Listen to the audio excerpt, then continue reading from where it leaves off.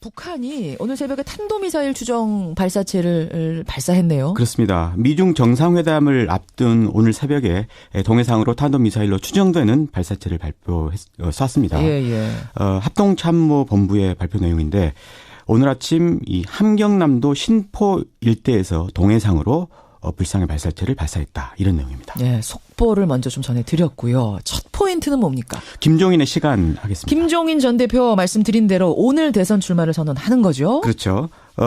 김종인 전 대표가 출마하는 거는 순전히 반문, 비문 연대에 대한 기대 때문이죠. 그렇죠. 반문, 비문 연대의 중심은 또 안철수 후보이고요. 그런데 안 후보, 어제 후보 수락 연설 때 비문, 반문 연대는 없다. 이렇게 일단 선을 그었죠. 그렇더라고요. 최근 자신의 여론조사 상승세를 염두한 발언인 것 같습니다. 그러면서 안철수의 시간이 오니 문재인의 시간이 가고 있다. 이렇게 말했죠. 안철수의 시간이 오니 문재인 시간은 가고 있다? 네. 근데 이렇게 되면 그 김종인의 시간은 얼마나 남았나 싶습니다. 물론 앞으로 안철수 후보 지지율 변화가 또 변수로 남아있고요. 예. 또 그동안 각 당의 경선 과정에서 탈락한 쪽 인사들의 움직임도 또 변수로 남아있고. 따라서 오늘 김 전 대표 출마 선언장에 어떤 사람들의 얼굴이 보이는지 이거를 보면 김종인의 남은 시간을 짐작할 수 있지 않을까 싶습니다. 그래요. 뭐 정치가 가장 핫하네요. 뜨겁습니다. 다음 포인트 가죠. 세월호의 시간입니다. 세월호의 시간 소조기가 모레 끝나죠. 그렇죠. 이 세월호 인양업체 이 상하이셀비지가 어제 좀 황당한 발표를 했죠. 어떤 겁니까? 세월호 무게가 당초 예상보다 1130톤이 더 나가는 것 같다고요. 이렇게 되면 더 많은 이 뻘을 세월호 안에서 빼야 하고요. 또 세월호 운송 장비도 더 튼튼한 걸로 보완해야 하고. 들어 올리려면. 그렇습니다.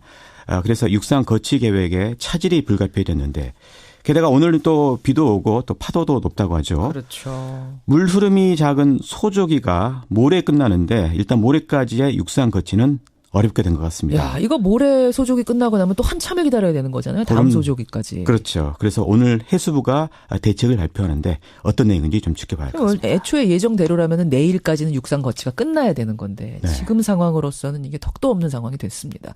해수부 발표 기대를 좀 해보고요. 다음 포인트 뭡니까? 우병우의 시간입니다. 우병우의 시간. 내일 검찰의 출두를 일단은 명령을 받은 거잖아요. 그렇죠. 예. 이 소환 조사를 앞두고 있는데 박영수 특검이 한 말이 생각이 나죠. 우병우에 대한 영장을 재청구하면 100% 발부가 될 거다. 이렇게 그랬습니다. 말했지 않습니까? 그렇죠. 오늘 조간을 보니까요. 또 그 민정수석실의 이 특별감찰반 이거를 이제 우병우 별동대라고 이제 했다는데 이 조직에 무용담이 실렸더라고요. 어떤 거요? 과거 이 우병우의 별동대에서 이 공무원들을 조사할 때 예. 여기는 죄가 없어도 죄를 만들어내는 곳이다. 이렇게 얘기를 했다고 합니다. 그래요. 나는 새도 떨어뜨린다는 과거 중앙정보부 생각이 비슷한 나더라고요. 느낌이네요. 따라서 오늘이 이 우병우에게 남은 마지막 자유 시간일 수 있습니다. 예. 있는 죄도 없게 만든 제주. 이 제주를 잘 살릴 마지막 시간이 얼마 남지 않은 것 같습니다. 마지막 포인트 하나만 더 보죠. 일본 대사의 시간입니다. 일본 대사에게는 무슨 시간이 있습니까? 어제 나가미네 야스마야사 일본 대사 85일 만에 귀임을 했는데 그렇죠. 귀임 인사말이 이랬습니다. 황교안 대행을 만나서 위안부 합의 이행을 강력히 요구하겠다. 이렇게요. 하지만 어제까지 나온 우리 대선 후보 5명 전부 다 위안부 합의 파기 이렇게 말을 하고 있지 않습니까? 전부 다입니까? 그렇습니다. 따라서 주한 일본 대사로서는 5월 9일 대선 전까지밖에는 이 위안부 합의 문제를 다룰 시간이 남아있지 않은 그러네요. 상황입니다. 누가 대통령이 되든. 그렇습니다. 당장 오늘 누구를 만나서 무슨 이야기를 하는지를 지켜봐야 할 것 같습니다. 여기까지 오늘의 포인트. 권민철 기자 수고하셨습니다. 고맙습니다. 홍준표 지사 목소리를 앞에서 들으셨어요. 홍준표 지사. 자유한국당의 대선 후보로 이미 확정이 됐죠. 그런데 대선에 출마하기 위해서는 30일 전까지 도지사 사퇴해야 됩니다. 그러면은 그 빈자리를 채우기 위한 보궐선거를 대선 날 같이 치르게 됩니다. 그런데요. 홍 지사는 법의 허점을 이용해서 본인이 비록 지사직을 사퇴하더라도 그 자리가 보궐선거로 채워지지 않도록 하겠다 공언을 했습니다. 이게 도대체 무슨 말일까요? 어제 홍준표 지사에 대한 고발장이 경남에서 접수가 됐습니다. 시민단체에 의해서. 어떻게 된 얘기인지 경남도의회 여영국 도의원 연결을 해보죠. 여영국 도의원님 안녕하세요. 네, 안녕하세요. 좀 헷갈려요. 그러니까 하나하나 좀 짚어볼게요. 그러니까 예. 대선 본선에 출마하려면 지사직은 무조건 사퇴를 해야 되는 거죠? 네, 그렇습니다. 대선 치르기 30일 전까지 해야 되는 거니까 4월 9일까지 하면 되는 거죠? 네, 네, 그렇습니다. 그러면 경남도지사 자리는 자연스럽게 빕니다.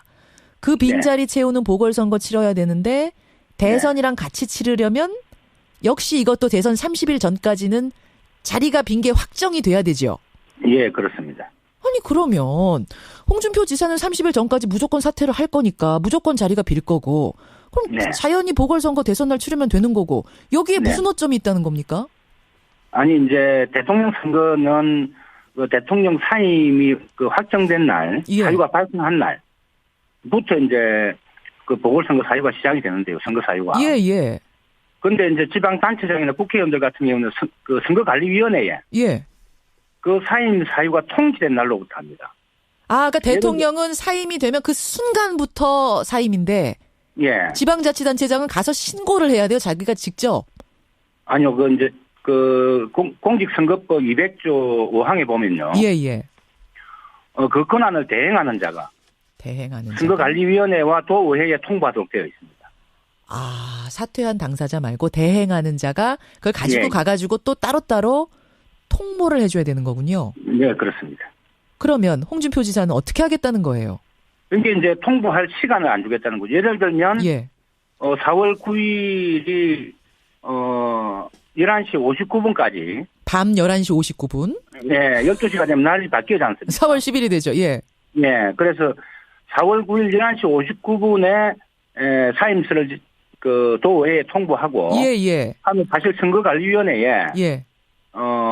통보할 시간적 여유가 없지 않습니까? 그러니까 도의회에다가 11시 59분 59초에 딱 내면 네. 본인은 지사직 사퇴한 게 되는데 그렇습니다. 이걸 들고 이 도의회 사람이 선관위에 가려면은 뭐 무슨 수로 비행기 타고 날아가든 뭘 제트기를 타고 날아가든 날짜는 바뀌는 거군요. 그렇습니다. 야, 이걸 이용하겠다는 겁니까? 기가 찰 일입니다. 이게 지금 비공식이 아니라 공개적으로 이렇게 하겠다라고 얘기를 한 거죠, 홍준표 지사?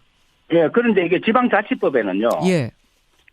명백하게 이 강행 규정으로 되어 있는 게 예. 사임 10일 전에 사임 통지를 도의회와 이제 이 도지사기 때문에 예. 행자부 장관에게 하기로 강제 규정으로 되어 있습니다. 근데 이게 31일 날 지금 자유한국당 대선 후보로 선출되었지 않습니까? 그렇죠. 근데 지금 예비 후보 등록도 안 하고 도지사직 사임도 안 하고 지금 있는 거죠. 이 정면으로 법을 위반하고 있는 거고 또 본인이 내가 법을 위반해서 뭐 법을 위반해서라는 표현은 안 했지만 예, 예. 보궐선거가 없도록 하겠다. 본인이 인위적으로 없도록 하겠다. 이렇게 해서 공개적으로 법을 위반하겠다고 천명을 한 거나 아니, 마찬가지. 그러니까 지금 저 약간 헷갈리는 게, 그러니까 이 네네. 30일 넘어가게, 그러니까 4월 9일 넘어가는 것과 뭐 이렇게 해가지고 편법으로 네. 법에 위반 안 되는 선에서 지금 일종의 꼼수를 쓰는 거라고 생각을 했는데 지금 말씀 들어보니 또 다른데 걸리는 게 있긴 있네요. 그렇죠. 지방자치법 말씀드린 대로 거기 걸리는데 예, 문제는 이 법을 위반해도 예. 처벌 규정이 없다는 겁니다. 처벌 규정이 없어요. 네네. 있으나 마나한 법이군요. 그 법은 그러니까. 그렇습니다. 저는 들으면서 이해 안 가는 게 아마 청취자들도 그 부분이 이해 안 가실 거예요. 네. 홍 지사가 대선에 떨어진다고 해서 네. 그 사퇴한 지사 자리로 다시 돌아오는 게 아니잖아요. 돌아올 수가 없죠. 근데 왜 보궐선거를 못 치르게 합니까? 자기가 돌아오는 것도 아닌데? 뭐 이거는 본인은 선거 비용이 많이 든다 이 핑계를 대고 있습니다만. 아, 선거 비용이 많이 드니까 1년 3개월을 그냥 비워두자? 네, 근데 그러면 본인이 선거 비용이 많이 든다는 핑계를 대려면 예. 본인이 대통령 선거 출마를 안 해야죠. 그리고 정말 돈이 걱정. 자유한국당이 대선 후보를 출마하지 않으면 예, 예. 수천억의 국민 혈세를 아낄 수 있습니다. 아, 예. 그리고 이제 그 본인은 그렇게 이야기를 하는데 예. 실제로는 보궐선거 하면은 그 도지사 자리가 야권으로 넘어올 가능성이 크기 때문에 지위 가능성이 크기 때문에 안 하는 거다. 저희들은 그렇게 보고 있습니다. 도지사 자리가 야당 쪽으로 넘어올 가능성이 크기 때문에 안 하고 그냥 대행 체제로 1년 3개월을 버티려는 게 아니냐라는 의심을 하시는 거예요. 그렇죠. 이제 자기 아들 시험 합격 자신이 없으니까 시험 자체를 취소해버리는 정말 있을 수 없는 일을 하고 있는 거죠. 아니 권한대행이 만약 1년 3개월 이 지사직을 맡게 되면 네네. 도정에는 어떤 문제들이 생길 걸로 우려하세요? 우선 이제 이 문제는 지방자치법에 예. 지방자치는 주민들이 선거로 선출된 단체장이 하도록 되어 있습니다. 물론이죠. 그리고 그 자녀 임기가 사임을 했을 때 자녀 임기가 1년 이상 남았을 경우에는 예, 예. 또다시 이제 주민 직선으로 예. 단체장을 선출하도록 공직선거법에 나와 있습니다. 그렇죠. 그렇죠. 예. 이제 그렇게 되어 있기 때문에 이거는 헌법 정신과 이거 모든 것을 이제 위반하는 거죠. 공무원들도 좀 해이해지고 그럽니까? 대행이 하면 아무래도? 당연히 그럴 수밖에 없죠. 당연히 이제 그럴 수밖에 대표성이 권한되는 대표성이 없지 않습니까? 그렇게 되네요. 예. 뭐 도민들이 선거를 통해서 위임한 권력이 아니기 아니니까. 때문에 중요한 거 결정할 때는 아무래도 머뭇거리게 될 테고 뭔가 좀 그렇죠. 이제 그런 이게 것들. 이제 자치단체를 대표하고 사무관리와 또 집행권을 가지고 인사권 등등을 가지는데 예. 선출되지 않은 권한대행의 권력 행사는 상당히 제한적일 수밖에 없는 거고요. 그러면 지역 주민들이 아무 말씀 안 하세요? 지금 분위기가 어떤가요? 아유, 왜 말이 없겠어요. 지금 참 너무 기가 차서 사람들이 말을 제대로 못하고 있는데. 아니, 주민들이 그럼 부글부글하면 정가에서도 가만히 있을 것 같지 않은데 왜 지금은 여영국 의원하고 몇 분만 나서서 이러세요? 아니요, 지역에 그 자유한국당과 바른정당이 우리 경남 지역에 다수를 점하고 있습니다. 정치 여러 권력에. 그렇죠. 예. 예. 그런데 그분들은 지금 침묵을 하고 있고요. 제가 속한 정의당을 비롯한 그 민주당 예. 등등 해서 모든 이제 정당과 시민사회가 예. 홍 지사의 이런 행위에 대해서 예. 이건 정말 법을 쓰레기 취급하는 구대사적 발상이다. 진짜 입에 담을 수 없는 말을 정말 쏟으면서 예. 비판을 하고 있습니다. 쿠데타적 발상이다 하면서 어제는 그 지역의 시민단체가 홍준표 지사를 이미 고발을 했죠? 예, 그렇습니다. 뭘로 고발했습니까? 이거 법은 다 교묘하게 다 빠져나간 상태인데. 우선 홍준표 지사가 아까 앞에 말씀드린 지방자치법상 그 10일 전에 사임서를 제출해야 되는 예. 이 직무를 이제 이행하지 않은 거죠. 그 처벌 규정은 없다면서요? 근데 안 지켜도. 그래서 이제 행법상 직무유기하고요. 근데 본인이 직무유기를 함으로써 예. 우리 도민들의 그 공민권이 침해받은 거지 않습니까? 그렇죠. 그래서 이제 남의 권리를 방해한 죄로 직권남용 혐의로 이렇게 해서 고발을 했고요. 예. 지금 도민들이 이제 그 고발 소송인단을 지금 광범위하게 모집 중에 있습니다. 출마 선언이 나오더라고요. 보궐선거 이거 정해지지도 않았는데 나 도지사로 출마하겠소 이런 분들이 나오고 있던데 이건 뭡니까? 아니 이게 상식적으로 도지사 선거를 해야 되지 않습니까? 상식에 따른 보궐선거. 예. 네. 그리고 만약에 4월 9일 날 예. 이게 도지사 보궐선거 사유가 발생이 되면은 예. 15일 날 도지사 후보 등록을 해야 됩니다. 그렇죠. 준비할 시간조차가 없는 거죠. 그래서 이것은 법에 따라서 당연히 보궐선거를 실시해야 되기 때문에 각 정당 후보들이 출마를 하겠다. 이렇게 이제 기정사실화하고 입장 표명을 하고 있습니다. 그러니까 일종의 그 압박을 위한 어떤 그런 행동이신 거군요. 단순한 압박의 의미를 넘어서 이제 홍준표 지사의 민주주의 유린 행위에 대해서 함께 싸우겠다. 알겠습니다. 이런 또 의지의 표현이기도 하고 홍 지사는 지금 자신이 대통령 후보로 선출이 되었지 않습니까? 예. 도지사 보궐선거를 하지 않는 게 자신에게 불리하다고 판단되면 한 발 물러서서 실제로 선거가 치러질 가능성도 있기 때문에 실질적인 준비를 하는 거다 이렇게 보시면 됩니다. 여영국 의원도 오늘 출마 선언하신다면서요? 도지사 출마 선언. 맞습니까? 예, 저는 그동안 이제 홍 지사가 된 날부터 지금까지 홍 지사의 독선 행정 바로잡으려고 엄청나게 싸워왔습니다. 그 여영국 의원님이 그분이시죠? 뭐 개가 짖어도 기차는 간다라고 홍준표 지사가 얘기하고 그때 그 시위했던 그분이시죠? 여 의원님이? 이렇게 그렇습니다. 얘기하니까 여러분 기억하실 겁니다. 바로 그분이시군요. 네. 경남 도민들 듣고 계시면 문자 좀 보내주시고요. 어떤 의견이신지 지금 상황 어떻게 된 건지 저희가 알아들었습니다. 여영국 의원님 고맙습니다. 예, 감사합니다. 경남 도의원입니다. 정의당 소속이고요. 여영국 의원이었습니다. 개가 짖어도 기차는 간다의 주인공이셨군요. 방금 전에 그분이 그렇게 얘기하고 시작을 할 걸 그랬어요. 경남도의 분위기. 청취자 문자는 지금 들어오고 있습니다. 오경성님은 경남도민들이 좀 순진하신 거 아닙니까? 이러셨고 7177님이 경남도민이신데 진짜 도민으로서 부끄럽다 이런 이야기들을 보내주고 계세요. 보내주십시오. 행간에서는 이제 다 결정된 이 5당의 대선판. 이걸 좀 읽어주신다고요. 네, 그렇습니다. 뭐 어제 국민의당의 안철수 전 대표가 대선 후보로 선출이 됐죠. 됐습니다. 예, 어제 원내 5개 정당이 이제 모두 대선 주자를 확정을 했는데요. 예. 확정된 순서대로 말씀드리면 정의당 심상정, 예. 바른정당 유승민, 자유한국당 홍준표, 더불어민주당 문재인, 그리고 어제 확정된 국민의당 안철수 후보. 네. 이 5개 정당 후보 색깔이 달라도 너무 다르다 이런 생각이 드는데요. 그렇죠. 하나도 색깔이 섞이질 않습니다. 이 5당 5색 대선 주자 이 뉴스의 행간을 좀 살펴볼까 합니다. 5당이 전혀 다르다라고 하시니까 아니야 이 당하고 좀 비슷한 것 같기도 한데 뭐 이런 분들 계실지도 모를 텐데 김성환 씨가 하나하나 짚어드리죠. 5당의 후보하니까 펜타곤 매치 이런 얘기 하시는 분도 계시던데. 말도 잘 지어내세요. 펜타곤 매치. 이게 정말 맞는 말인데요. 이 친박 띄우는 홍준표 후보. 친박 청산하자는 유승민 후보, 예. 또 패권 청산하자는 안철수 후보, 적폐 청산하자는 문재인 후보, 이 노동자와 서민의 틈을 파고드는 심상조 후보까지 색깔이 달라도 너무 다른데요. 또 서로 내 편이 없습니다. 모두가 독자 노선을 걷고 있는데 서로가 서로를 지금 공격하는 형국입니다. 그렇더라고요. 그야말로 5당 5색이다 이렇게 말할 수 있을 것 같습니다. 펜타곤 매치 이 뉴스의 행간 이면에는 뭐가 숨어 있습니까? 첫 번째 인간은 치킨 게임이 시작됐다입니다. 치킨 게임이 시작됐다고요? 예, 이번 대선의 가장 큰 특징이 뭡니까? 게임에서 지면 경기장에서 그냥 퇴출되는 거예요. 이번 대선은 당 후보가 존재감을 인정받지 못하면 당의 미래, 당의 운명을 장담할 수가 없습니다. 그러니까 후보 개인뿐만 아니라 당의 운명까지 좌우하는 대선이라고 보세요? 네, 그렇습니다. 그러니까 다시 말해서 예. 당이 통폐합되거나 사라질 수 있다 이런 건데요. 그러니까 치킨 게임적인 요소가 굉장히 강합니다. 그래요? 뭐 예를 들면 예.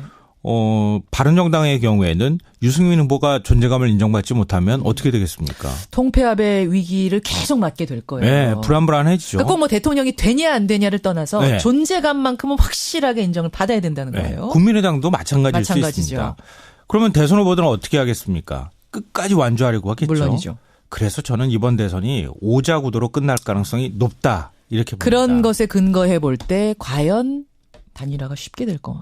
그렇죠. 쉽지 연대가 않죠. 쉽게 될 거냐 아니라고 보세요. 만약 후보가 중도 사퇴한다. 예. 그럼 그냥 저 이마 물러가겠습니다 하고 조용히 빠질까요?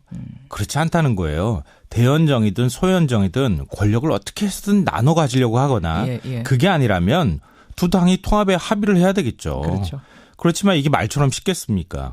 상대당은 우리랑 생각이 전혀 다릅니다. 예. 그러니까 우산 장수와 소금 장수의 이해는 다른 법이거든요. 그렇죠. 전혀 다르죠. 그러니까 혹시나 홍준표, 유승민 후보가 단일화하지 않을까 이렇게 기대하시는 분들이 있을 것 같은데요. 어제 유승민 후보가 쐐기처럼 말뚝을 확 박았어요. 뭐라고 밝혔어요? 중도 사퇴는 없다. 중도 사퇴는 없다. 이 말 네. 뒤집기 쉽지 않죠. 없다라고 말을 해버리고 이미 나면. 날샜습니다. 그래서 저는 이번 대선이 오자구도로 끝날 가능성이 크다. 이렇게 봅니다. 그렇게 보신 치킨 게임이 시작됐다. 첫 번째 행간.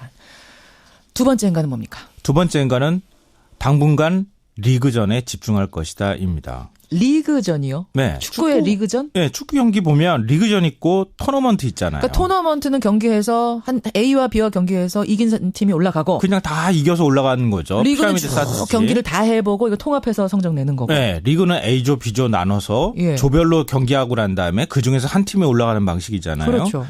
이번 대선은 초기에는 리그전이 벌어질 거라는 얘기입니다. 지금 대선 지형을 한번 봐보세요. 야권 리그와 여권 리그가 벌어지고 있잖아요. 그렇죠. 그러니까 구여권은 여권끼리 패권 놓고 지금 싸우고 있습니다. 어제 그제도 홍준표, 유승민 후보가 하루 간격으로 대구 서문시장하고 구미 박정희 생가를 방문을 했습니다. 맞아요. 가출하고 그만 돌아와라. 네. 뭐 누가 서자다 아니다. 당신은 후보 자격도 없다. 무자격자 논란까지 나오고. 네, 막 거친 설전을 벌이면서 집토끼, TK 보수표를 잡기 위해 지금 사활을 걸고 있습니다. 그러니까 국민들이 보기에는 바른정당과 자유한국당이 그래도 비슷한 한 뿌리처럼 보이는데 한 뿌리처럼. 그 둘이 한 뿌리죠. 뿌리죠. 뿌리죠. 같죠. 근데 그 둘이 지금 가장 치열하게 싸우고 있어요. 네, 맞아요. 그쪽 리그가 하나고 또 네.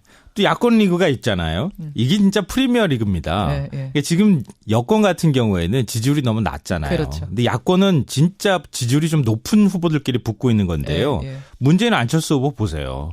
보조 타이어 아니다 펑크난 타이어 논쟁 이거 엄청나게 시끄러웠잖아요. 맞습니다. 그리고 사면론을 두고 이것도 논쟁 벌였죠. 예. 아들 특혜 입사 논쟁 이것도 점점점 뜨거워지고 있는 사안입니다. 예. 그러니까 이렇게 사안마다 서로 막 엄청나게 치열하게 경쟁을 벌이고 있거든요. 그쪽 리그도 이제 같은 건인데. 네, 그렇죠. 예, 같은 예, 뭐 거기 비슷해요 뿌리가. 진보 혹은 또 중도 진보 뭐 이 정도 건인데 거기끼리 또 싸우고 있는 리그가 벌어지고 있다. 네.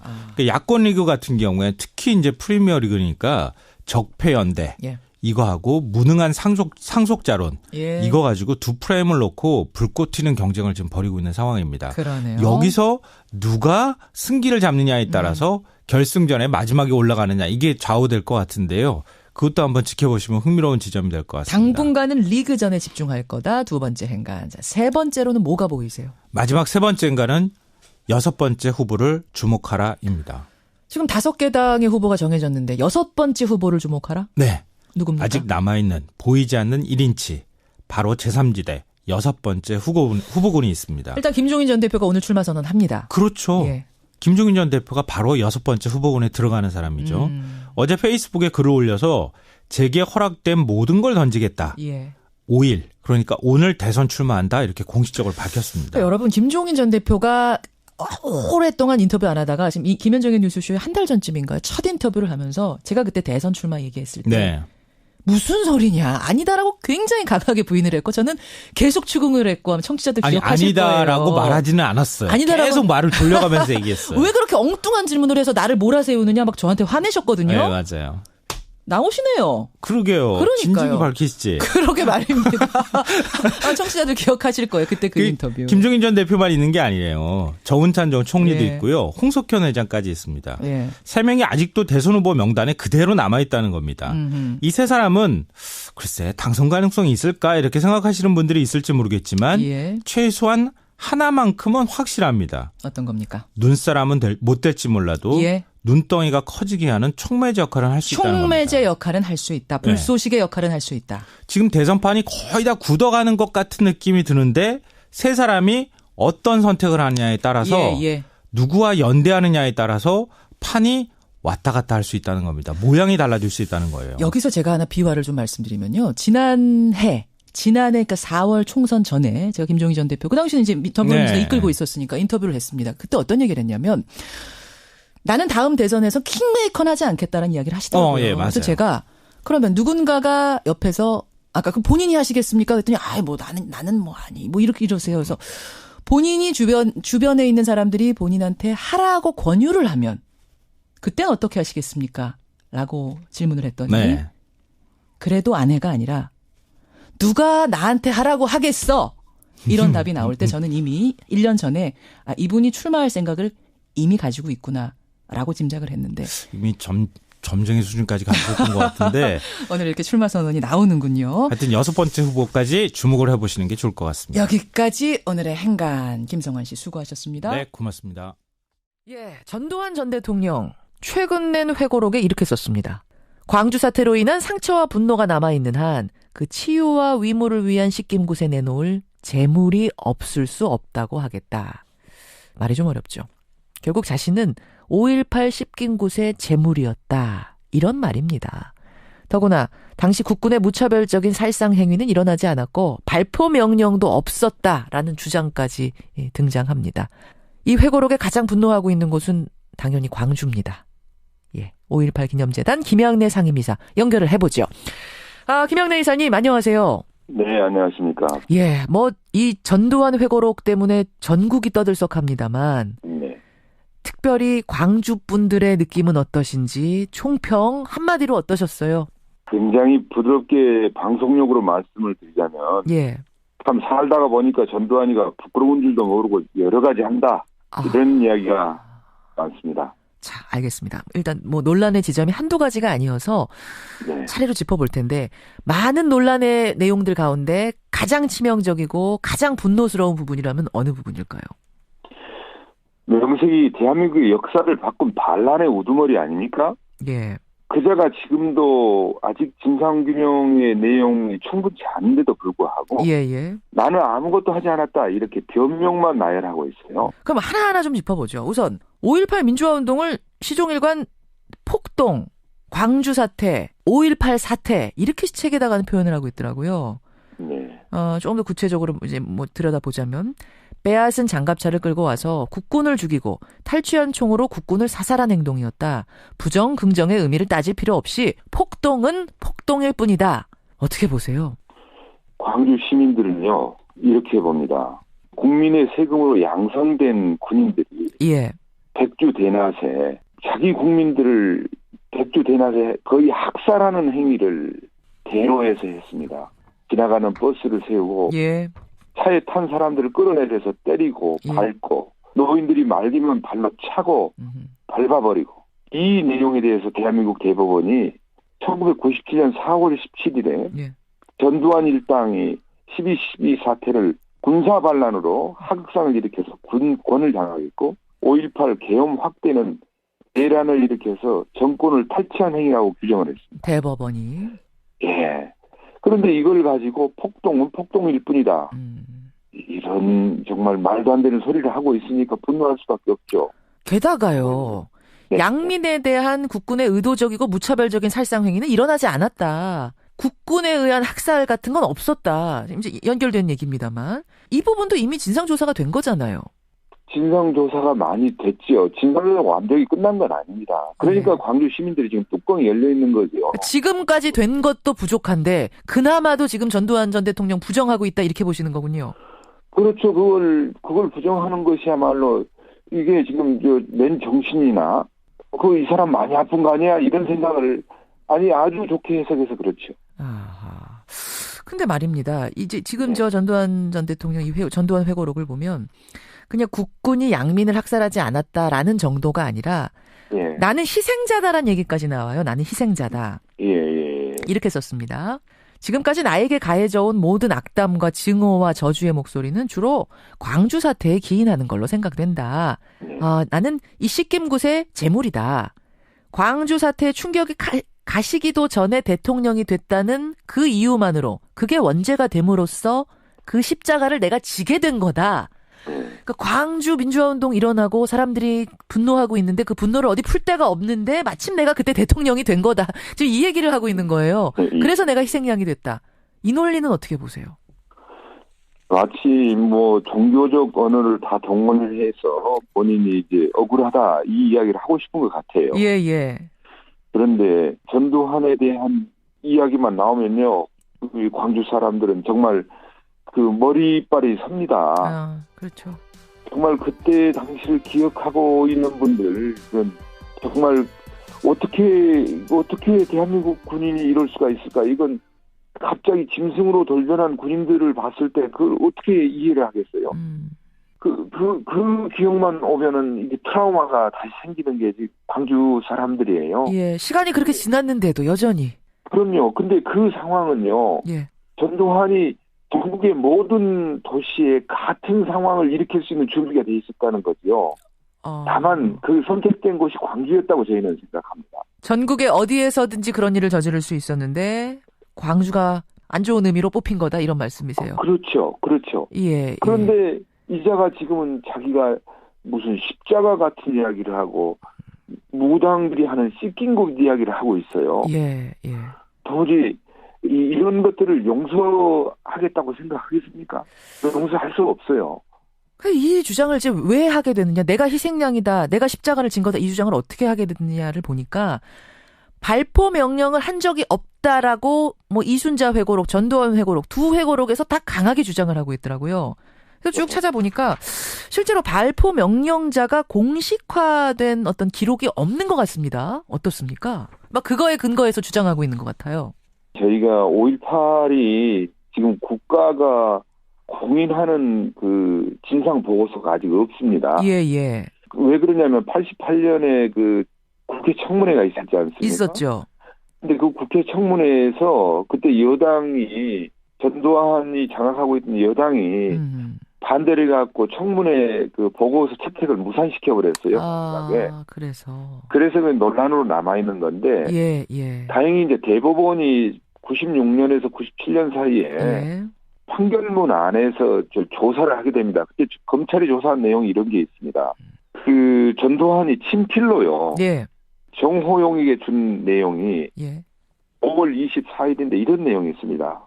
공수부대원들의 사기를 죽이지 말라. 희생이 다소 따르더라도 광주를 조기에 수습해라. 그 사기를 죽이지 마라라는 말. 그러니까 작전 범위 내에는 이미 살해하여도 좋다. 일종의 발포 명령이 들어 있었다는 얘기가 되는 거군요. 그 이전에 5월 21일 날 이 사람들이 뭘 하느냐면 예. 국방장관과 합참의장, 수경사령관, 특전사령관 이런 사람들이 참석을 해가지고 예. 자위권 행사에 대한 내용을 자기들이 결정을 합니다. 예, 예. 어떻게 결정을 하나요? 난동을 부린다면 군인 복무 규율에 의해서 자위권을 발동해라. 라고 하는 것이 이미 포괄적으로 그 사격 명령이 내려가 있는 거지요. 그렇게 되는 거군요. 그 중에서도 5월 24일은 그 공수부대하고 군인들이 광주 외곽으로 철수를 해 있을 때입니다. 예, 예. 그리고 자기들끼리 그 5인 사격을 군인들끼리 해가지고 많은 희생자가 났습니다. 군인들이. 예.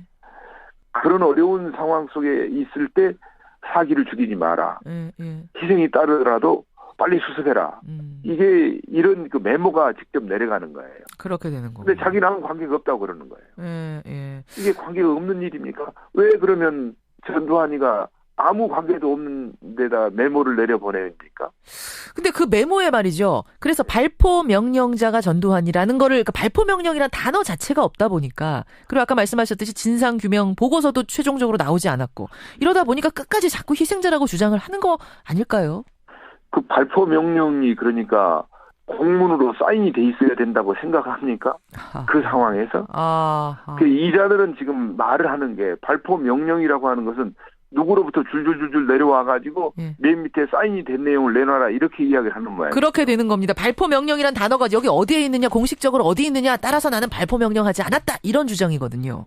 그러니까 책임지려고 하지 않기 때문에 그런 이야기들을 하는 겁니다. 억지를 쓰는 거라고 보시는 거군요. 그렇죠. 그러니까. 그렇죠. 예, 예. 난동 불일 시에는 자위권 발동해라. 그러니까 발포해도 좋다라는 말이 이미 그 안에 들어가 있는데 발포 명령이라고 쓰여져 있지 않다 해서 나는 발포 명령하지 않았다라고 주장하는 건 정말 억지 중에 억지 비상식이다 이 말씀이시군요.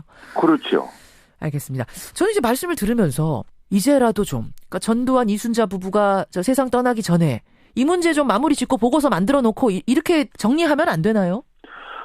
제발 그렇게 하기를 저희는 원합니다. 네. 지금 저희는요, 그 새로운 그 대통령이 되고자 하는 분들에게 예. 국가가 정말 진상 보고서를 만들어줘야 예. 이런 논란이 없어진다.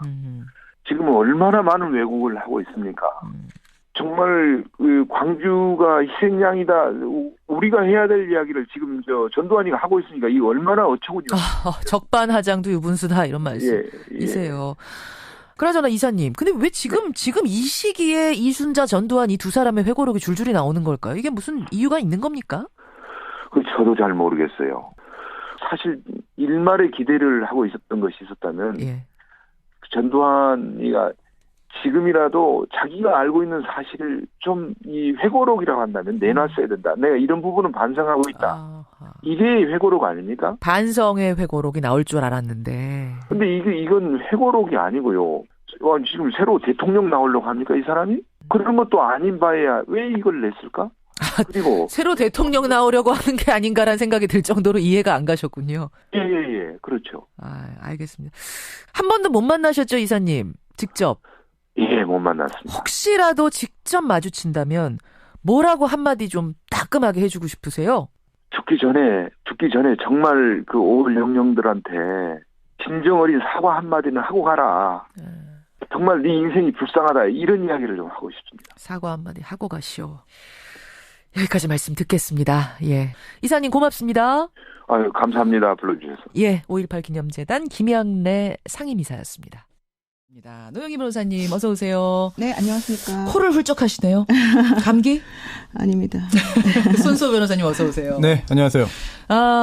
분위기를 좀 바꿔봐야겠어요. 우리 앞에서 좀 많은 분들이 굉장히 열받는 내용이다. 전두환 회고로 보내주고 계신데 일단 문자는 보내주시고요. 오늘 재판정에서 일단 오면서 일부 들으셨어요, 두 분? 네, 들었습니다. 들으셨어요?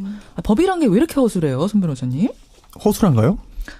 허술하잖아. 일부 들으셨으면 아시잖아요. 네.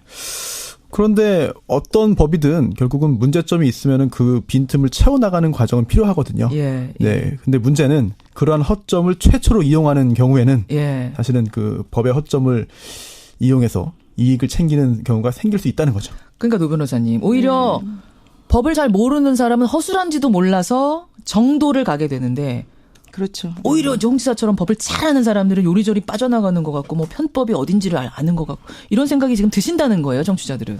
그러니까 그 우병우 전 수석 같은 경우도 법을 너무 잘하니까 법의 맹점을 이용해가지고 잘 빠져나가잖아요. 법꾸라지. 그러니까 이게 법을 잘하는 분들이 또 그런 유혹을 좀 느끼는 것 같더라고요. 그래요. 홍준표 후보, 홍준표 지사는요, 논란인 게 한 가지 더 있습니다. 뭐냐면 홍 지사가 그 성완종 회장에게 뇌물을 받은 혐의로 1심 유죄 났죠. 네네. 2심이 무죄 났습니다. 여기까지가 지금 재판을 받은 상태입니다. 사실 대법원 판결을 남겨두고 있는 거죠. 그렇죠. 예. 그런데 지금 대선에 출마를 했습니다. 자유한국당의 후보가 됐습니다. 그러자 유승민 후보는 이렇게 말하죠. 어디 무자격자가 대선에 나오는가. 무자격자 논란이 뜨겁게 붙었거든요. 법적으로는 출마 자격은 있는 거예요? 저는 무자격자는 아닌 것 같아요. 왜냐하면 이제 그 형이 확정되어야만 그 사람에게 죄가 있다는 것이 그 정확히 정해지는 것이고 예. 형이 확정되기 전까지는 무죄 추정의 원칙이 원래 적용되거든요. 그러니까 아직까지는 이제 대선 후보로 나오는 데 있어서 뭐 재판 중에 있는 사람은 못 나온다 이제 이런 규정은 없기 때문에 무죄 추정의 원칙이기 그러니까 때문에 무자격자는 아닌 것 같은데 예. 문제는 이제 법적으로 무자격이 문제가 아니고 이제 도의적인 책임을 질 수 있는 상황이 아닐까. 또 예전에 그 이광재 강원도지사가 2011년도에 그 강원도지사를 하고 있는 중에 대법원에서 확정 판결이 났어요. 그랬었죠. 예, 그래서 징역 1년에 집행유예 징역 6월에 집행유예 1년인가? 하여튼 그 불법 정치자금 받은 혐의로 이제 기소가 됐다가 그 당시에 그 형이 확정됨으로 인해서 도지사 자리에서 7개월 만에 물러난 상황이 사례가 있었거든요. 있죠. 기억하실 예. 거예요, 여러분. 그러니까 그 사례에 비추어 봤을 때에도 그런 식으로 해서 결과적으로는 또다시 보궐선거를 치를 수밖에 없는 구조가 되었었거든요. 그렇죠. 그러니까 그렇죠. 그런 식으로 이제 세금이 낭비되는 구조가 될 가능성이 높지 않습니까? 뭐 결론은 아직 안 났지만 그런 경우라면 좀 자중하고 자숙해야 되는 게 아닌가 생각합니다. 그러니까 손 변호사님 선거에 당선이 됐어요. 됐는데 네. 법원에서 유죄 판결이 나버린 거예요. 네. 이거는 대선이었어도 마찬가지로 문제가 되는 거군요. 예, 문제가 될 수 있죠. 그런데 더욱 큰 문제는 지금 법조계 내에서도 의견이 나뉘는 부분이 있다는 겁니다. 제가 그 질문 드리려고 했어요. 그러니까 네. 대통령의 경우는 불소추 특권이 있잖아요. 그렇죠. 예. 그냥 홍 지사가 대통령이 됐어요. 됐는데 만약 대법원에서 유죄가 났어요. 네. 그럼 어떻게 되는 거예요? 이게 일단 헌법 규정부터 한번 봐야 됩니다. 예. 84조에 지금 말씀하신 불소추 특권이 있는데요. 대통령에. 그렇죠. 대통령은 내란 또는 외환의 죄를 범한 경우를 제외하고는 재직 중 형사상의 소추를 받지 아니한다라고 되어 있습니다. 이번에 박근혜 전 대통령 케이스 보면서 국민들이 다 아셨거든요. 그렇습니다. 이게 뭔지. 핵심적인 부분은 재직 중 그리고 형사상의 소추를 받지 아니한다거든요. 예. 그래서 이것만 엄격히 본다면은 대통령이 당선된 후에 검사가 기소하지 못한다는 내용밖에 안 돼요. 따라서 홍준표 지사 같은 경우에는 이미 기소가 돼 있잖아요. 이미 기소가 되었기 때문에 재판 진행 당연히 가능하다라고 하는 견해가 우세한 것 같은데 하지만 이거는 선례가 없고요. 예. 법원의 판단도 없는 부분입니다. 그렇군요. 따라서 이 취지를 존중하자라는 의견도 일부 있어요. 그러니까 논란이 될 만한 거군요. 그렇습니다. 이 경우에는. 이 취지가 대통령의 직무를 법원이 재판으로 방해하지 말자. 검사가 소추하지 말자. 이거이기 때문에 설령 지금 기소가 되어 있다 하더라도 예. 당선되면 재판 진행 안 된다는 의견도 있습니다. 야, 이게 지금 복잡한 상황에서 나오는 것만은 분명하네요, 홍 지사가. 그렇습니다. 이래저래. 알겠습니다. 어제 그 헌법 84조라는 게 하루 종일 실시간 검색어였던 거 아세요, 두 분? 네. 그랬군요. 제가 다 아시는 말씀을 괜히 드렸네요. 이런 얘기가 있었거든요. 자, 홍 지사와 관련된 이야기들 여러분 질문 많이 들어와서 오늘 한번 재판 변론 들어가기 전에 짚어봤습니다. 오늘 라디오 재판정 주제 들어가지요. 오늘은요. 우리가 항상 요즘 딱딱한 이야기만 했는데 우리 실생활과 관련된 이야기 하나 골라왔습니다. 한강공원을 비롯한 물이 있는 유원지에 갈 때 여러분 음식들 많이 싸가지죠. 뭐 치킨도 가져가실 테고 김밥도 싸가실 테고. 그런데 술을 가져가는 문제. 이건 어떻게 생각하십니까? 실제로 지금 서울시에서 이 부분이 논란이 되고 있습니다. 한강공원에서 치매, 그러니까 음주. 과연 허용해야 하는가 금지해야 하는가. 오늘 라디오 재판정 주제입니다. 손 변호사님. 네. 어떤 내용이에요? 나들이 많이 가시죠. 예. 날도 이제 풀렸으니까 많이 가실 겁니다. 그런데 가까운 공원을 찾는 경우도 많고요. 특히나 서울에는 이제 한강 있잖아요. 예. 한강변에 있는 한강 시민공원으로도 많은 분들이 나들이를 가십니다. 엄청나게 오세요. 주말 되면. 자주 날 가시죠? 풀리면. 저도 자주 갑니다. 네. 그런데 그냥 가시는 분도 계시지만 음식을 드시는 경우도 있습니다. 특히나 간단한 간식을 넘어서 치맥, 치킨과 맥주를 동시에 드시는 분도 계시고 예. 아니면 또 이제 음주만 즐기는 분도 계시죠. 그렇죠. 네, 그런데 이러한 그 한강 시민공원을 비롯한 공원에서의 음주로 인해서 여러 가지 문제가 발생하고 있다. 쓰레기도 발생하고 또 음주 소란도 있고 또 범죄의 원인이 된다라는 지적을 하는 분이 계셨습니다. 예. 서울시 의회의 한 의원인데요. 예. 그래서 서울시 의회에서 조례안을 발의합니다. 어떻게요? 네, 한강 시민공원을 비롯한 공원에서 술을 마시지 못하게 하는, 술을 마실 경우에는 과태료를 부과하는 내용의 조례안이 발의되었고요. 지금은 자유인 거죠. 지금은 그렇습니다. 자유인 상태인데 금지하자라는 조례안이 발의가 됐고 작년 6월이었고요. 지금 예. 현재 토론회가 진행되고 있는데 의견이 분분하기 때문에 통과되지 못한 상태입니다. 그렇군요. 이건 이제 한강공원, 서울의 한강공원 얘기입니다만 다른 물이 있는 유원지, 다른 지역에도 해당이 될 수 있는 얘기이기 때문에 우리가 한번 오늘 생각해보자 이건데요. 두 변호사 입장부터 확인하겠습니다. 확인하기 전에 문자가 하나 들어왔어요. 아까 청취자 제가 적어놨는데 6875님이신가요? 노 변호사님은 보나마나 음주 허용 쪽에 손을 들 것 같습니다. 이런 문자가 들어왔는데 노 변호사님 어느 쪽이세요? 아유 뭐 자리 까십시오. 한강공원에서 음주 허용해야 된다. 네, 허용해야 된다. 노 변호사님. 손 변호사님 반대세요? 예, 그렇습니다. 혹시 술 드세요? 술을 잘 못해요. 네. 역시 이제 못하시는 손 변호사님은 이거 허용해서는 안 금지해야 된다. 잘하세요, 노 변호사님 혹시? 저는 좋아하죠. 좋아하시는 노 변호사님 왜 막느냐? 한강에서 물 보면서 먹겠다는데 왜 막느냐? 보내주시면 됩니다. 50원의 단문 100원의 장문 유료 문자 샵 1212 카톡 레인보우까지 열어놓고 여러분이 판결을 내려주시는 겁니다. 여러분 지금부터 보내주시면 되고요. 실제로 발의가 돼 있습니다. 서울시의 경우는 이 조례안이. 그래서 통과가 되면 그때부터 한강에서 음주 불가입니다. 잠깐만요. 그 조례안에 손 변호사님. 네. 음주면은 맥주 한 캔도 안 되는 거예요? 일단 그 조례안을 보면은요. 예. 이게 음주 청정 지역이라고 표현을 쓰고 있거든요. 마치 흡연 금지 구역처럼. 그렇습니다. 서울특별시장이 지정해서 관리하는 지역으로서 음주로 초래될 수 있는 소란과 무질서를 포함한 부정적인 행동이 발생되지 않도록 음주 행위가 제한되는 지역을 음주 청정 지역이라고 하고요. 서울시장이 이제 그 지정을 하게 되면은요. 여기서는 음주를 하지 못하게 되는 건데 모든 부분이 아니고요. 도시공원, 어린이 놀이터, 그 밖에 시장이 필요하다고 인정하는 장소로 한정되어 있습니다. 도시공원, 어린이 놀이터 이런 데 그러니까 흡연 금지하는 구역처럼 금연 구역처럼 정하자 이런 거네요. 유사하죠. 자, 여러분 보내주십시오. 지금 보내주고 계시죠. 그러면 누구 입장부터 좀 들어볼까요? 손 변호사님. 네. 노 변호사님한테요. 노 변호사님. 흡연은 지금도 특정 장소에서 못하도록 규제하잖아요. 거기에 대해서 반발하는 사람 많지 않잖아요. 이젠 당연한 것으로 많이들 여기시잖아요. 그것처럼 음주도 똑같이 규제할 수 있는 거 아닙니까?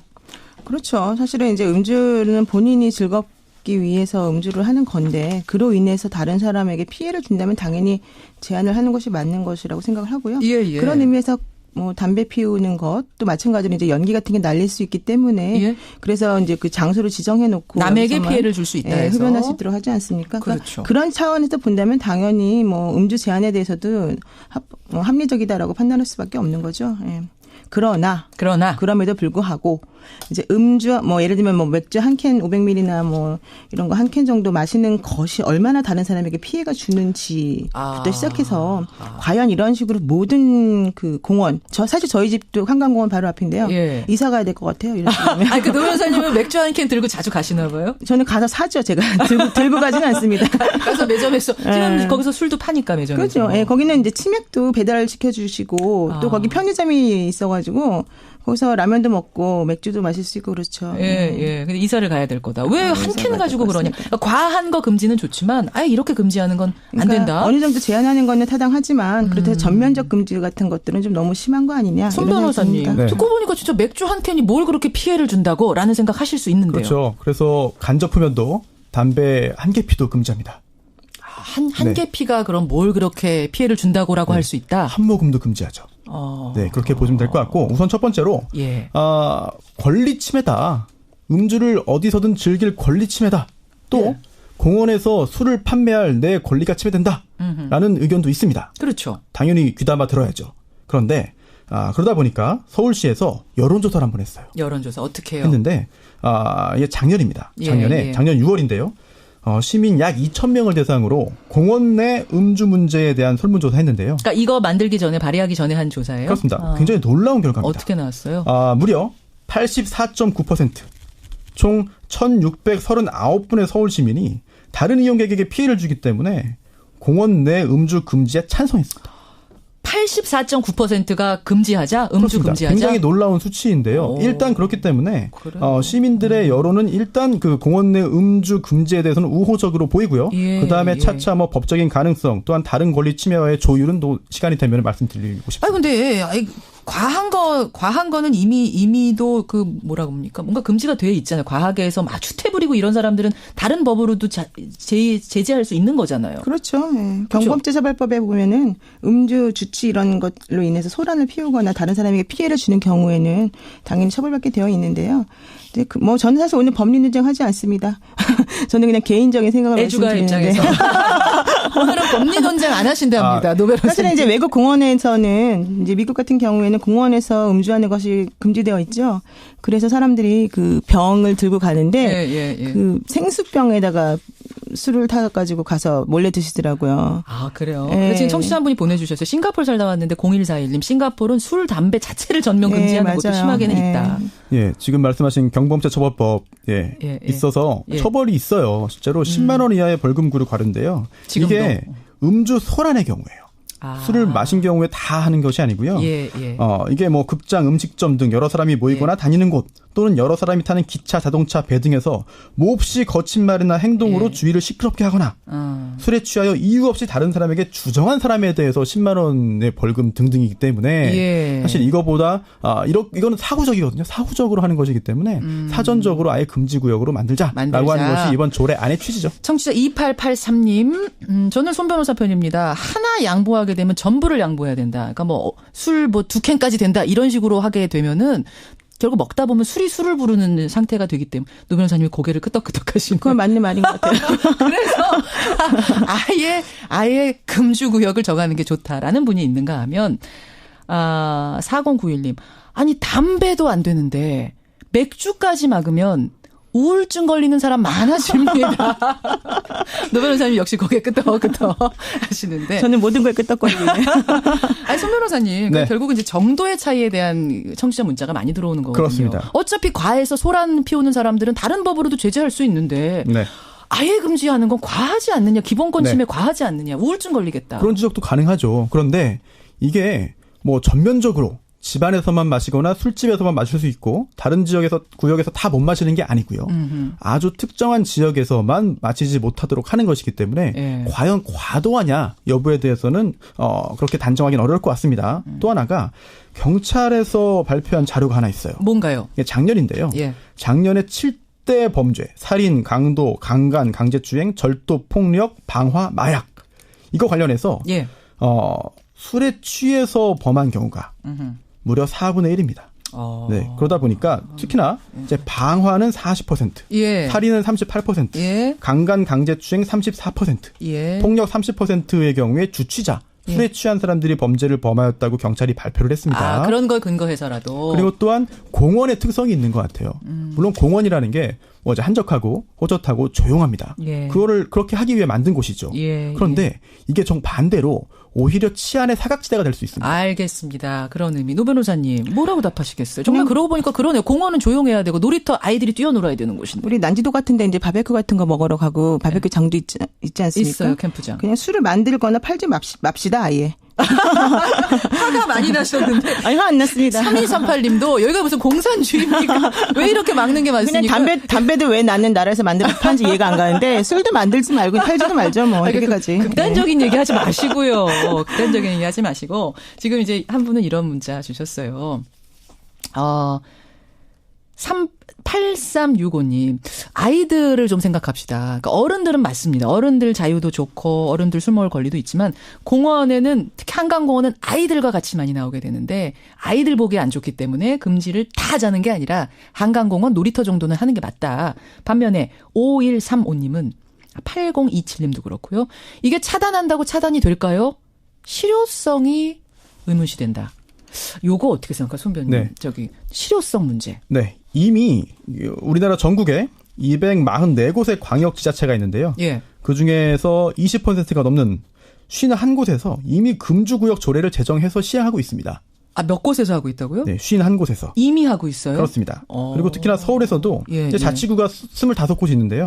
절반 넘죠. 14곳에서 이미 구 차원에서 지금 음주 이제 그 제한 구역을 지금 지정해서 시행을 하고 있거든요. 그래요. 네, 그리고 지금 이 사안 서울시 조례가 보다 문제됐던 이유는 이렇게 음주 청정 구역을 지정할 수 있도록 하는 내용 자체가 문제는 아니었어요. 왜냐하면 지정할 수 있죠. 얼마든지. 다만 과태료가 문제였던 것이거든요. 과태료는 엄밀히 볼 때 지금 현재 근거 규정이 없어요.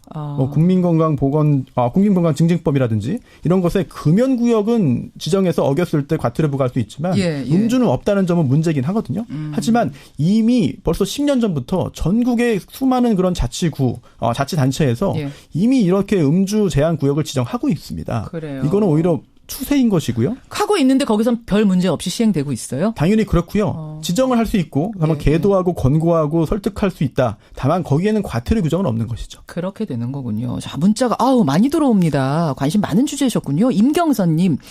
상식으로 생각하십시오. 지금 노변님 말씀처럼 이런 식으로 따지자면 술, 담배 생산 자체를 금지해야 되는 거 아니냐. 이런 분이 계시는가 하면 전국적으로 공원에서는 무조건 금연, 무조건 금주해야 된다. 이걸 희망한다라는 문자 누구신가요? 0431님. 이렇게 또 오는 문자도 있고 5220 한 잔이 두 잔, 두 잔이 세 잔 됩니다. 따라서 금지 확실하게 하자. 1335님, 음주 행위 자체를 제한하지 말고 음주 후에 다른 사람한테 나쁜 행동하는 사람을 철저하게 단속하면. 그렇죠. 노 변호사님 자제해 주시고요. 철저하게 단속하면 이건 해결이 될 문제다. 법으로까지라는 문자가. 좀 사는 게 재미가 없습니다. 무슨 재미를 사는지 참. 지금 황성필님이요. 노 변호사님 보니까 황성필님 외에 몇 분이 40대 아빠님도 노 변호사님은 술 한 잔 좀 하게 생기셨습니다. 이 문자 실례인지 모르고 막 보내세요. 아니, 맞습니다. 그런가 하면 손 변호사님은 술을 드실 줄 알았는데 의외로 안 드시는군요. 이런 문자들. 사진을 많이 보셨나 봐요. 손수호 변호사, 노영희 변호사. 근데 손 변호사님 참고로 말씀드리면 술 드시면 되게 재밌습니다. 술이 약해서 그래요. 훨씬 낫습니다, 지금보다. 이런 얘기를 같이 많이 하면 안 되는데 오늘 주제가 주제인 만큼 하게 됩니다. 자, 여러분의 문자 이제 정리해야 될 시간이 왔습니다. 50원의 단문 100원의 장문 유료 문자 샵 1212 카톡 레인보우 열어놓고 여러분의 문자 받고 있습니다. 서울시에서는 이미 발의가 됐습니다.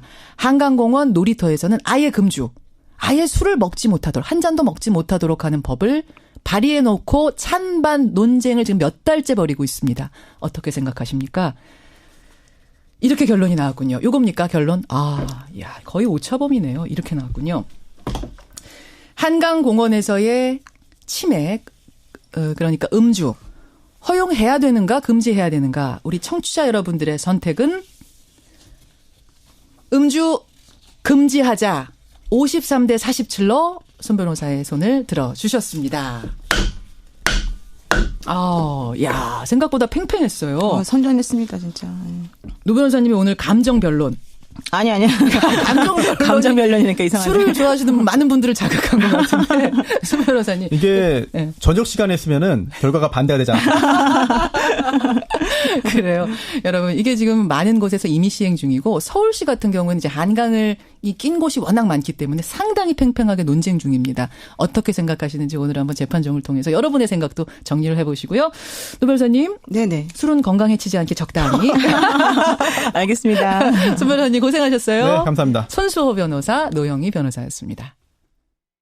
소설가 공지영 씨가요. 할머니는 죽지 않는다라는 단편 소설집을 발표했습니다. 언제나 우리 사회 문제들에 대해서 가감없이 메시지를 던져온 분이라서 이번에는 또 어떤 메시지를 담아냈을지 궁금합니다. 오늘 화제 인터뷰에서 직접 만나보죠. 소설가 공지영 씨 연결이 돼 있습니다. 공 선생님 안녕하세요. 예, 안녕하세요. 아니, 공지영 작가가 낸 소설이 얼마나 많은데 13년 만이란 거야? 하고 보니까 진짜 단편 소설집은 없었더라고요. 10년 전서부터 썼던 거를 최근까지 해서 차곡차곡 모은 거예요. 표제작이 할머니는 죽지 않는다. 일반적인 나약하고 인정 많고 푸근하고 그런 우리네 할머니 얘기는 아니네요. 그러니까 갑 중에 갑인 할머니가 안 죽고 대신 그 죽을 고비를 넘길 때마다 옆에 있는 젊은 생명들이 계속 사라지는 이런 이야기입니다. 무슨 얘기를 담고 싶으셨던 거예요? 어떤 메시지를? 제가 결국은 제 소설 30년의 그 지향이 예. 약하고 여리고 상처받은 것들에 대한 응원과 지지 이렇게 말할 수가 있겠더라고요. 예. 거꾸로 얘기하면 갑질하는 것들, 그다음에 늙은 사람들, 그러니까 늙었다는 의미가 여기서 절대로 그 자연적 나이를 의미하는 것은 아닙니다. 예. 그러니까 낡고 늙은 것들이 어리고 여린 것들을 그 말하자면 착취하는 과정들에 대한 분노 이런 것들이 아마 이 소설에 좀 써있는데 제가 이 소설을 10년 전에 쓴 것인데 예. 요즘 세태랑 의외로 굉장히 많이 맞아떨어졌던 것 같아요. 그래서 제가 그것을 표제작으로 해서 작품집을 내놓은 겁니다. 네. 결국은 그 할머니는 우리가 생각하는 그 할머니가 아니라 가진 건 많은 그러면서 그 기득권을 마구 흔드는 못된 기득권층을 상징하는 건데. 그렇죠. 그리고 죽지도 않고. 죽지도 않고 옆에 사람을 죽이고. 그렇다고 생명력이 넘치는 것도 아니고. 그런 것도 아니고. 그러니까 그런 것들에 대한 분노 같은 것들을 제가 좀 표현을 했어요. 그러고 보면 사실 이번에 국정농단 사태도 말이죠. 기득권 가진 이들이 어떤 규제나 감시도 없이 그 힘을 마구 휘두르면서 벌어진 일 아니겠습니까? 그러니까 그게 의외로 제가 10년 전에 쓴 소설인데 요즘 세태에 대한 어떤 그 알레고리라고 봐도 될 만큼 저도 약간 소름이 좀 끼치더라고요. 평행이론이네요. 평행이론. 글쎄. 어쨌든 현실을 자세히 들여다보면 거기에 과거와 미래가 다 있거든요. 아마 그런 측면이 혹시라도 좀 맞아떨어진 것 같기도 하고 어쨌든 이 사태가 없어질 텐데 빨리 해결돼야 될 텐데 좀. 어쨌든 탄핵 당했고 어느 정도 일단락은 됐습니다. 지난 가을부터 시작된 이 사태가. 돌이켜보면 어떠세요? 가을부터 봄까지. 저는 개인적으로 정말 아무것도 하지 못했어요. 그냥 그 가장 그 획기적인 일이 제가 4개월 정도 책을 거의 못 읽었다는 거. 쓰는 거 말고 읽는 것도 못 하셨어요? 네, 읽는 것도 안 되더라고요. 10만 년 텔레비를 보지 않았었는데 거의 하루 종일 텔레비를 보고 그러니까 말하자면 일상이 좀 파괴된 느낌 같은 게 좀 심하게 있었는데 한 엊그제서부터 다시 책을 좀 보기 시작했습니다. 엊그제서부터. TV 보셨다는 거는 뉴스 계속 보고 시사 프로그램 보고 이러셨다고요? 그렇죠. 시간 맞춰서 지금 무슨 뉴스 할 시간이 있나 하고. 예. 엊그제부터 보셨다고요, 책을? 네, 이제 좀 마음이 좀 편해지면서 약간 뉴스가 재미없어지길래. 다행입니다. 뉴스가 재미없어져서 너무 다행입니다. 공 작가님. 뉴스가 재미없는 나라에 살아야 돼요. 공지영 작가가 다시 책을 손에 들기 시작했으니까 이제는 좀 이제 안정이 된 거예요, 나라가. 그나저나 박근혜 전 대통령의 재판이 시작도 안 됐어요. 사실 이제 일단락에 조그만한 일단락. 네. 박 전 대통령 구치소에 가서도 특혜받고 있다, 어쩐다 뭐 이런 얘기가 계속 나오지 않습니까? 제가 구치소에 14년째 지금 가고 있는데. 교정 봉사활동 많이 하셨잖아요. 네. 그것 때문에 평범한 사람보다는 구치소 상황을 많이 알고 아시죠? 있어요. 그럼요. 예. 우리들의 행복한 시간도 뭐 쓰셨고. 네네. 그때 쓴 거고. 전직 대통령으로서 잘못했기 때문에 그 감옥을 간 건데 전직 대통령 예우로 이 사람이 그런 대접을 받고 있다는 것이 좀 놀랐습니다. 놀라셨어요. 네. 보통 우리 사형수들이나 이런 사람들은 엄청나게 인권 침해까지 할 수 있는 그 사람들이 바로 또 예의와 법이 있다 하면서 그 사람을 또 대접해 주는 것이 저로서 좀 화가 났죠. 왜냐하면 작년에도 사형수 하나가 처우 문제 그것에 너무 엄격한 적용 이런 것 때문에 사실은 자살까지 하는 사태도 있었거든요. 사형수가. 네. 그런 거 보면 너무 평등하지 않구나 이런 생각하면 화가 나고 그러세요. 그래도 당군 일에 가장 평등한 세상을 좀 보고 있는 게 아닐까 좋게 생각해 봅니다. 촛불 보면서 우리 희망도 봤으니까요. 네네. 그래요. 근데 공지영 작가님. 네. 이렇게 거침없이 사회적인 발언하는 거 진짜 괜찮으세요? 그런데 이제 이런 생각도 해봐요. 오르한 파묵이라는 노벨문학상 받은 사람도 그렇죠. 터키인들이 굉장히 미워한다고 합니다. 터키를 너무 비참하게 많이 묘사했다 이런 이유로. 또 어저께인가 하루키가 난징 대학살을 다루면서 우리의 역사는 진실을 알려야 된다라고 정면으로 이야기를 했죠. 맞아요. 이분들이 크게 정치적인 사람들은 아니나 현실 앞에서 진실을 이야기해야 된다는 이유만으로 사실은 미움을 받았고 작가라면 그냥 있는 거 있다고 임금님 벌거벗었다고 이야기해야 되는 게 맞는 것 같아요. 맞네요.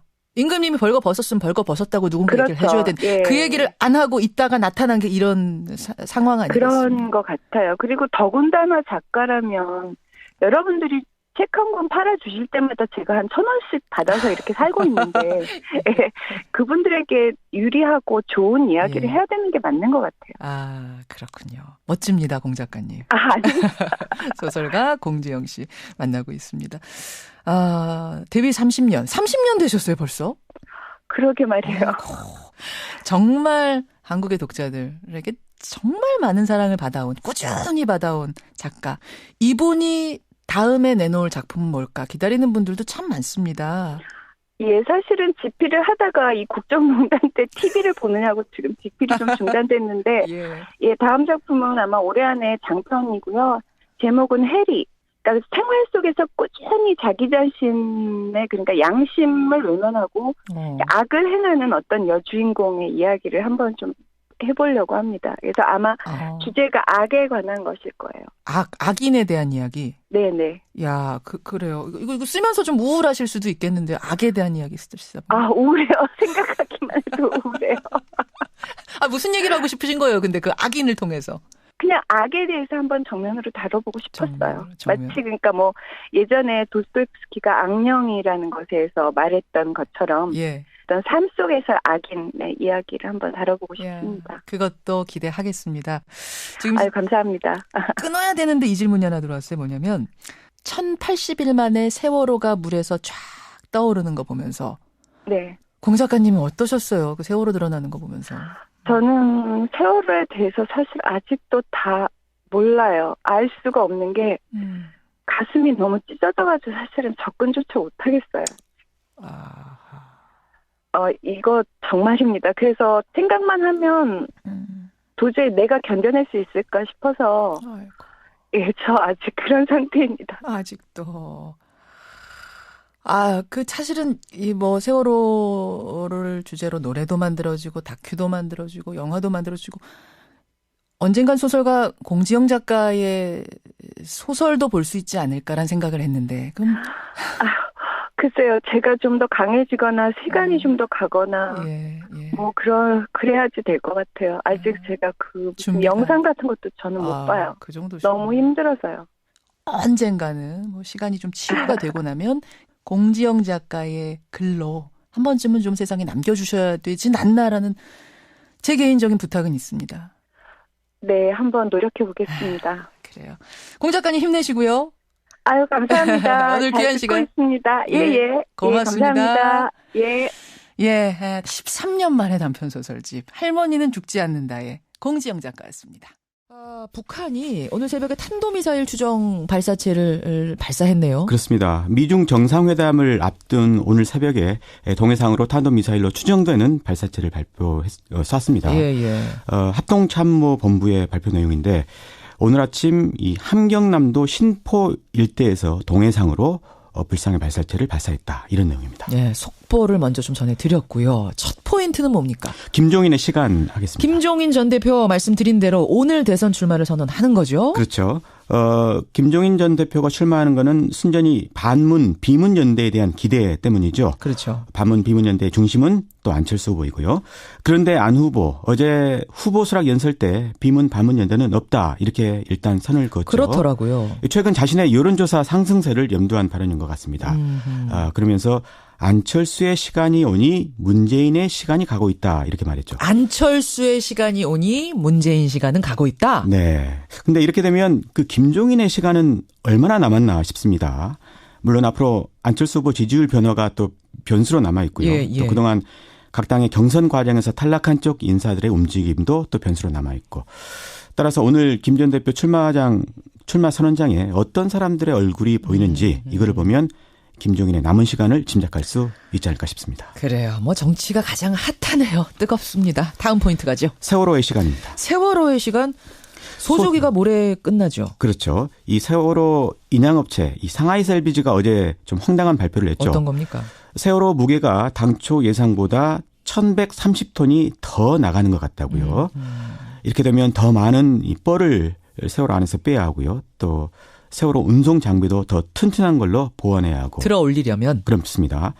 그래서 육상 거치 계획에 차질이 불가피해졌는데 게다가 오늘은 또 비도 오고 또 파도도 높다고 하죠. 그렇죠. 물 흐름이 작은 소조기가 모레 끝나는데 일단 모레까지의 육상 거치는 어렵게 된 것 같습니다. 야, 이거 모레 소조기 끝나고 나면 또 한참을 기다려야 되는 거잖아요. 다음 소조기까지. 그렇죠. 그래서 오늘 해수부가 대책을 발표하는데 어떤 내용인지 좀 지켜봐야 할 것 같습니다. 애초에 예정대로라면 내일까지는 육상 거치가 끝나야 되는 건데 네. 지금 상황으로서는 이게 턱도 없는 상황이 됐습니다. 해수부 발표 기대를 좀 해보고요. 다음 포인트 뭡니까? 우병우의 시간입니다. 우병우의 시간. 내일 그러니까 검찰의 출두를 일단은 명령을 받은 거잖아요. 그렇죠. 예. 이 소환 조사를 앞두고 있는데 박영수 특검이 한 말이 생각이 나죠. 우병우에 대한 영장을 재청구하면 100% 발부가 될 거다. 이렇게 그랬습니다. 말했지 않습니까? 그렇죠. 오늘 조간을 보니까요. 또 그 민정수석실의 이 특별감찰반 이거를 이제 우병우 별동대라고 이제 했다는데 이 조직에 무용담이 실렸더라고요. 어떤 거요? 과거 이 우병우의 별동대에서 이 공무원들을 조사할 때 예. 여기는 죄가 없어도 죄를 만들어내는 곳이다. 이렇게 얘기를 했다고 합니다. 그래요. 나는 새도 떨어뜨린다는 과거 중앙정보부 생각이 비슷한 느낌이네요. 나더라고요. 따라서 오늘이 이 우병우에게 남은 마지막 자유 시간일 수 있습니다. 예. 있는 죄도 없게 만든 제주. 이 제주를 잘 살릴 마지막 시간이 얼마 남지 않은 것 같습니다. 마지막 포인트 하나만 더 보죠. 일본 대사의 시간입니다. 일본 대사에게는 무슨 시간이 있습니까? 어제 나가미네 야스마야사 일본 대사 85일 만에 귀임을 했는데 그렇죠. 귀임 인사말이 이랬습니다. 황교안 대행을 만나서 위안부 합의 이행을 강력히 요구하겠다. 이렇게요. 하지만 어제까지 나온 우리 대선 후보 5명 전부 다 위안부 합의 파기 이렇게 말을 하고 있지 않습니까? 전부 다입니까? 그렇습니다. 따라서 주한 일본 대사로서는 5월 9일 대선 전까지밖에는 이 위안부 합의 문제를 다룰 시간이 남아있지 않은 상황입니다. 누가 대통령이 되든. 그렇습니다. 당장 오늘 누구를 만나서 무슨 이야기를 하는지를 지켜봐야 할 것 같습니다. 여기까지 오늘의 포인트. 권민철 기자 수고하셨습니다. 고맙습니다. 홍준표 지사 목소리를 앞에서 들으셨어요. 홍준표 지사. 자유한국당의 대선 후보로 이미 확정이 됐죠. 그런데 대선에 출마하기 위해서는 30일 전까지 도지사 사퇴해야 됩니다. 그러면은 그 빈자리를 채우기 위한 보궐선거를 아니라면 두 당이 통합에 합의를 해야 되겠죠. 그렇죠. 그렇지만 이게 말처럼 쉽겠습니까? 상대당은 우리랑 생각이 전혀 다릅니다. 예. 그러니까 우산 장수와 소금 장수의 이해는 다른 법이거든요. 그렇죠. 전혀 다르죠. 그러니까 혹시나 홍준표, 유승민 후보가 단일화하지 않을까 이렇게 기대하시는 분들이 있을 것 같은데요. 어제 유승민 후보가 쐐기처럼 말뚝을 확 박았어요. 뭐라고 밝혔어요? 중도 사퇴는 없다. 중도 사퇴는 없다. 이 말 네. 뒤집기 쉽지 않죠. 없다라고 말을 해버리고 이미 나서. 나섰습니다. 그래서 저는 이번 대선이 오자구도로 끝날 가능성이 크다. 이렇게 봅니다. 그렇게 보시면 치킨 게임이 시작됐다. 첫 번째 행간. 두 번째 행간은 뭡니까? 두 번째 행간은 당분간 리그전에 집중할 것이다입니다. 리그전이요? 네. 축구의 리그전? 네, 축구 경기 보면 리그전 있고 토너먼트 있잖아요. 그러니까 토너먼트는 경기해서 한 A와 B와 경기해서 이긴 팀이 올라가고 그냥 다 이겨서 올라가는 거죠. 리그는 피라미드 쌓듯이. 경기를 다 해보고 이거 통합해서 성적 내는 거고. 네, 리그는 A조, B조 나눠서 예. 조별로 경기하고 난 다음에 그중에서 한 팀이 올라가는 방식이잖아요. 그렇죠. 이번 대선은 초기에는 리그전이 벌어질 거라는 얘기입니다. 지금 대선 지형을 한번 봐보세요. 야권 리그와 여권 리그가 벌어지고 있잖아요. 그렇죠. 그러니까 구여권은 여권끼리 패권 놓고 지금 싸우고 있습니다. 어제 그제도 홍준표, 유승민 후보가 하루 간격으로 대구 서문시장하고 구미 박정희 생가를 방문을 했습니다. 맞아요. 가출하고 그만 돌아와라. 네. 뭐 누가 서자다 아니다. 당신은 후보 자격도 없다. 무자격자 논란까지 나오고. 네, 막 거친 설전을 벌이면서 집토끼, TK 보수표를 잡기 위해 지금 사활을 걸고 있습니다. 그러니까 국민들이 보기에는 바른정당과 자유한국당이 그래도 비슷한 한 뿌리처럼 보이는데 한 뿌리처럼. 그 둘이 한 뿌리죠. 뿌리죠. 뿌리죠. 근데 그 둘이 지금 가장 치열하게 싸우고 있어요. 네, 맞아요. 그쪽 리그가 하나고 또. 네. 또 야권 리그가 있잖아요. 이게 진짜 프리미어 리그입니다. 네, 네. 그러니까 지금 여권 같은 경우에는 지지율이 너무 낮잖아요. 그렇죠. 근데 야권은 진짜 지지율이 좀 높은 후보들끼리 붙고 있는 건데요. 네, 네. 문제는 안철수 후보 보세요. 보조 타이어 아니다 펑크난 타이어 논쟁 이거 엄청나게 시끄러웠잖아요. 맞습니다. 그리고 사면론을 두고 이것도 논쟁 벌였죠. 예. 아들 특혜 입사 논쟁 이것도 점점점 뜨거워지고 있는 사안입니다. 예. 그러니까 이렇게 사안마다 서로 막 엄청나게 치열하게 경쟁을 벌이고 있거든요. 그쪽 리그도 이제 같은 건인데. 네, 그렇죠. 예, 같은 예, 뭐 거기 비슷해요 뿌리가. 진보 혹은 또 중도 진보 뭐 이 정도 건인데. 거기끼리 또 싸우고 있는 리그가 벌어지고 있다. 네. 그러니까 야권 리그 같은 경우에 특히 이제 프리미어 리그니까 적폐연대 예. 이거하고 무능한 상속자론 예. 이거 가지고 두 프레임을 놓고 불꽃 튀는 경쟁을 지금 벌이고 있는 상황입니다. 그러네요. 여기서 누가 승기를 잡느냐에 따라서 결승전에 마지막에 올라가느냐 이게 좌우될 것 같은데요. 그것도 한번 지켜보시면 흥미로운 지점이 될 것 같습니다. 당분간은 리그전에 집중할 거다. 두 번째 행간. 자, 세 번째로는 뭐가 보이세요? 마지막 세 번째 행간은 여섯 번째 후보를 주목하라입니다. 지금 5개 당의 후보가 정해졌는데 여섯 번째 후보를 주목하라? 네. 누굽니까? 아직 남아있는 보이지 않는 1인치 바로 제3지대 여섯 번째 후보군이 있습니다. 일단 김종인 전 대표가 오늘 출마 선언합니다. 그렇죠. 예. 김종인 전 대표가 바로 여섯 번째 후보군에 들어가는 사람이죠. 어제 페이스북에 글을 올려서 제게 허락된 모든 걸 던지겠다. 예. 5일 그러니까 오늘 대선 출마한다 이렇게 공식적으로 밝혔습니다. 그러니까 여러분 김종인 전 대표가 오랫동안 인터뷰 안 하다가 지금 이 김현정의 뉴스쇼에 한 달 전쯤인가요? 첫 인터뷰를 하면서 제가 그때 대선 출마 얘기했을 때 네. 무슨 소리냐 아니다라고 굉장히 강하게 부인을 했고 저는 계속 추궁을 했고 청취자들 기억하실 거예요. 아니다라고 말하지는 않았어요. 아니다라고 계속 말을 돌려가면서 얘기했어요. 왜 그렇게 엉뚱한 질문을 해서 나를 몰아세우느냐 막 저한테 화내셨거든요. 네, 맞아요. 나오시네요. 그러게요. 그러니까요. 진즉이 밝히시지. 그러게 말입니다. 청취자들 기억하실 거예요. 그때 그 인터뷰. 김종인 전 대표만 있는 게 아니에요. 정운찬 전 총리도 예. 있고요. 홍석현 회장까지 있습니다. 예. 3명이 아직도 대선 후보 명단에 그대로 남아있다는 겁니다. 이 세 사람은 글쎄 당선 가능성이 있을까 이렇게 생각하시는 분들이 있을지 모르겠지만 예. 최소한 하나만큼은 확실합니다. 어떤 겁니까? 눈사람은 못 될지 몰라도 예. 눈덩이가 커지게 하는 촉매제 역할은 할 수 있다는 겁니다. 촉매제 역할은 할 수 있다. 보고 있습니다만. 선거 비용이 많이 드니까 1년 3개월을 그냥 비워두자? 네, 그러면 본인이 선거 비용이 많이 든다는 핑계를 대려면 예. 본인이 대통령 선거 출마를 안 해야죠. 그리고 정말 자유한국당이 대선 후보를 출마하지 않으면 예. 수천억의 국민 혈세를 아낄 수 있습니다. 예. 그리고 이제 그 본인은 그렇게 이야기를 하는데 예. 실제로는 보궐선거 하면은 그 도지사 자리가 야권으로 넘어올 가능성이 크기 때문에 질 가능성이 크기 때문에 안 하는 거다. 저희들은 그렇게 보고 있습니다. 도지사 자리가 야당 쪽으로 넘어올 가능성이 크기 때문에 안 하고 그냥 대행 체제로 1년 3개월을 버티려는 게 아니냐라는 의심을 하시는 거예요.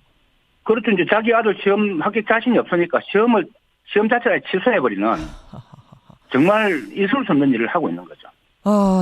아니 권한대행이 만약 1년 3개월 이 지사직을 맡게 되면 네네. 도정에는 어떤 문제들이 생길 걸로 우려하세요? 우선 이제 이 문제는 지방자치법에 예. 지방자치는 주민들이 선거로 선출된 단체장이 하도록 되어 있습니다. 물론이죠. 그리고 그 자녀 임기가 사임을 했을 때 자녀 임기가 1년 이상 남았을 경우에는 예. 또다시 이제 주민 직선으로 예. 단체장을 선출하도록 공직선거법에 나와 있습니다. 그렇죠. 예. 근데 그렇게 되어 있기 때문에 이거는 헌법 정신과 이거 모든 것을 이제 위반하는 거죠. 공무원들도 좀 해이해지고 그럽니까? 대행이 하면 아무래도? 당연히 그럴 수밖에 없죠. 이제 대표성이 권한대행은 대표성이 없지 않습니까? 그렇게 되네요. 예. 본인들이 선거를 통해서 위임한 권력이 아니기 때문에 중요한 거 결정할 때는 아무래도 머뭇거리게 될 테고 뭔가 좀 그렇죠. 이제 그런 이게 것들. 이제 자치단체를 대표하고 사무관리와 또 집행권을 가지고 인사권 등등을 가지는데. 예. 선출되지 않은 권한대행의 권력 행사는 상당히 제한적일 수밖에 없는 거고요. 그러면 지역 주민들이 아무 말씀 안 하세요? 지금 분위기가 어떤가요? 왜 말이 없겠어요. 지금 참 너무 기가 차서 사람들이 말을 제대로 못하고 있는데. 아니, 주민들이 그럼 부글부글하면 정가에서도 가만히 있을 것 같지 않은데 왜 지금은 여영국 의원하고 몇 분만 나서서 이러세요? 아니요. 지역에 자유한국당과 바른정당이 우리 경남 지역에 다수를 점하고 있습니다. 정치 여러 권력에. 그렇죠. 예. 그런데 그분들은 지금 침묵을 하고 있고요. 제가 속한 정의당을 비롯한 민주당 예. 등등해서 모든 이제 정당과 시민사회가 예. 홍 지사의 이런 행위에 대해서 예. 이건 정말 법을 쓰레기 취급하는 구대사적 발상이다. 진짜 입에 담을 수 없는 말을 정말 쏟으면서 예. 비판을 하고 있습니다. 쿠데타적 발상이다 하면서 어제는 그 지역의 시민단체가 홍준표 지사를 이미 고발을 했죠? 예, 그렇습니다. 뭘로 고발했습니까? 이거 법은 다 교묘하게 다 빠져나간 상태인데. 우선 홍준표 지사가 아까 앞에 말씀드린 지방자치법상 10일 전에 사임서를 제출해야 되는 예. 이 직무를 이제 이행하지 않은 거죠. 그 처벌 규정은 없다면서요? 근데 안 지켜도. 그래서 이제 행법상 직무유기하고요. 근데 본인이 직무유기를 함으로써 예. 우리 도민들의 그 공민권이 침해받은 거지 않습니까? 그렇죠. 그래서 이제 남의 권리를 방해한 죄로 직권남용 혐의로 이렇게 고발을 했고요. 예. 지금 도민들이 이제 그 고발 소송인단을 지금 광범위하게 모집 중에 있습니다. 출마 선언이 나오더라고요. 보궐선거 이거 정해지지도 않았는데 나 도지사로 출마하겠소 이런 분들이 나오고 있던데 이건 뭡니까? 아니 이게 상식적으로 도지사 선거를 해야 되지 않습니까? 상식에 따른 보궐선거. 예. 네. 그리고 만약에 4월 9일 날 예. 이게 도지사 보궐선거 사유가 발생이 되면은 예. 15일 날 도지사 후보 등록을 해야 됩니다. 그렇죠. 준비할 시간조차가 없는 거죠. 그래서 이것은 법에 따라서 당연히 보궐선거를 실시해야 되기 때문에 각종 대선 날 같이 치르게 됩니다. 그런데요. 홍 지사는 법의 허점을 이용해서 본인이 비록 지사직을 사퇴하더라도 그 자리가 보궐선거로 채워지지 않도록 하겠다 공언을 했습니다. 이게 도대체 무슨 말일까요? 어제 홍준표 지사에 대한 고발장이 경남에서 접수가 됐습니다. 시민단체에 의해서. 어떻게 된 얘기인지 경남도의회 여영국 도의원 연결을 해보죠. 여영국 도의원님 안녕하세요. 네, 안녕하세요. 조금 헷갈려요. 그러니까 하나하나 좀 짚어볼게요. 그러니까 대선 본선에 출마하려면 지사직은 무조건 사퇴를 해야 되는 거죠? 네, 그렇습니다. 대선 치르기 30일 전까지 해야 되는 거니까 4월 9일까지 하면 되는 거죠? 네, 그렇습니다. 그러면 경남도지사 자리는 자연스럽게 빕니다. 그 빈자리 채우는 보궐선거 치러야 되는데 대선이랑 같이 치르려면 역시 이것도 대선 30일 전까지는 자리가 빈 게 확정이 돼야 되죠? 예, 그렇습니다. 아니 그러면 홍준표 지사는 30일 전까지 무조건 사퇴를 할 거니까 무조건 자리가 빌 거고 그럼 자연히 보궐선거 대선 날 치르면 되는 거고 여기에 무슨 허점이 있다는 겁니까? 아니 이제 대통령 선거는 그 대통령 사임이 그 확정된 날 사유가 발생한 날부터 이제 그 보궐선거 사유가 시작이 되는데요. 선거 사유가. 예. 그런데 이제 지방단체장이나 국회의원들 같은 경우는 그 선거관리위원회에 그 사임 사유가 통지된 날로부터 합니다. 그러니까 대통령은 사임이 되면 그 순간부터 사임인데 지방자치단체장은 가서 신고를 해야 돼요. 자기가 직접. 아니요. 그 이제 그 공직선거법 200조 5항에 보면요. 그 권한을 대행하는 자가 선거관리위원회와 도의회에 통보하도록 되어 있습니다. 사퇴한 당사자 말고 대행하는 자가 그걸 가지고 가가지고 또 따로따로 통보를 해줘야 되는 거군요. 네, 그렇습니다. 그러면 홍준표 지사는 어떻게 하겠다는 거예요? 이게 이제 통보할 시간을 안 주겠다는 거죠. 예를 들면 4월 9일이 11시 59분까지 밤 11시 59분? 네, 12시가 되면 날이 바뀌지 않습니까? 4월 10일이 되죠. 네, 그래서 4월 9일 11시 59분에 사임서를 그 도의회에 통보하고 하면 사실 선거관리위원회에 통보할 시간적 여유가 없지 않습니까? 그러니까 도의회에다가 11시 59분 59초에 딱 내면 본인은 지사직 사퇴한 게 되는데 그렇습니다. 이걸 들고 이 도의회 사람이 선관위에 가려면은 뭐 무슨 수로 비행기 타고 날아가든 뭘 제트기를 타고 날아가든 날짜는 바뀌는 거군요. 그렇습니다. 이걸 이용하겠다는 겁니까? 기가 찰 일입니다. 이게 지금 비공식이 아니라 공개적으로 이렇게 하겠다라고 얘기를 한 거죠, 홍준표 지사? 그런데 이게 지방자치법에는요. 명백하게 이 강행 규정으로 되어 있는 게 사임 10일 전에 사임 통지를 도의회와 이제 이 도지사기 때문에 행자부 장관에게 하기로 강제 규정으로 되어 있습니다. 그런데 이게 31일 날 지금 자유한국당 대선 후보로 선출되었지 않습니까? 그렇죠. 그런데 지금 예비 후보 등록도 안 하고 도지사직 사임도 안 하고 좀 있는 거죠. 이 정면으로 법을 위반하고 있는 거고 또 본인이 내가 법을 위반해서 뭐 법을 위반해서라는 표현은 안 했지만 보궐선거가 없도록 하겠다. 본인이 인위적으로 없도록 하겠다. 이렇게 해서 공개적으로 법을 위반하겠다고 천명을 한 거나 마찬가지. 그러니까 지금 저 약간 헷갈리는 게, 그러니까 이 네네. 30일 넘어가게, 그러니까 4월 9일 넘어가는 것과 뭐 이렇게 해가지고 편법으로 네. 법에 위반 안 되는 선에서 일종의 꼼수를 쓰는 거라고 생각을 했는데 지금 말씀 들어보니 또 다른데 걸리는 게 있긴 있네요. 그렇죠. 지방자치법 말씀드린 대로 거기 걸리는데 예. 문제는 이 법을 위반해도. 예. 처벌 규정이 없다는 겁니다. 처벌 규정이 없어요. 네네. 있으나 마나한 법이군요. 그 법은 그러니까. 그렇습니다. 저는 들으면서 이해 안 가는 게 아마 청취자들도 그 부분이 이해 안 가실 거예요. 네네. 홍 지사가 대선에 떨어진다고 해서 네. 그 사퇴한 지사 자리로 다시 돌아오는 게 아니잖아요. 돌아올 수가 없죠. 근데 왜 보궐선거를 못 치르게 합니까? 자기가 돌아오는 것도 아닌데? 뭐 이거는 본인은 선거 비용이 많이 든다. 이 핑계를 대고 당 후보들이 출마를 하겠다. 이렇게 이제 기정사실화하고 입장 표명을 하고 있습니다. 그러니까 일종의 그 압박을 위한 어떤 그런 행동이신 거군요. 단순한 압박의 의미를 넘어서 예.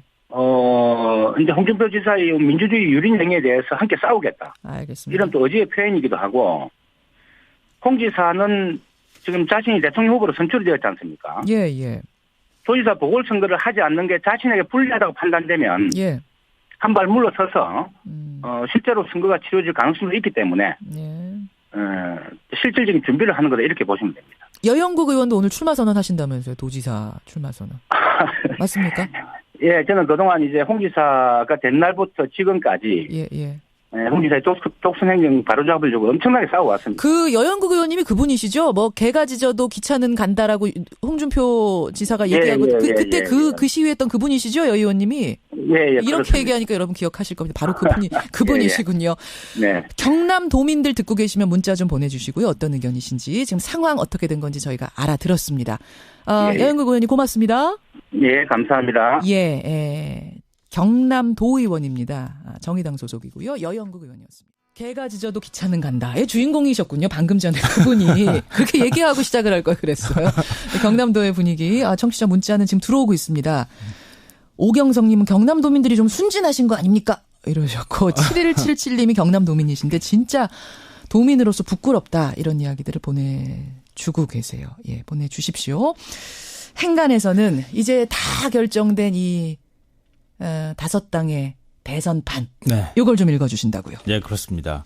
뭐 어제 국민의당의 안철수 전 대표가 대선 후보로 선출이 됐죠. 됐습니다. 예, 어제 원내 5개 정당이 이제 모두 대선 주자를 확정을 했는데요. 예. 확정된 순서대로 말씀드리면 정의당 심상정, 다른 정당 유승민, 자유한국당 홍준표, 더불어민주당 문재인, 그리고 어제 확정된 국민의당 안철수 후보. 네.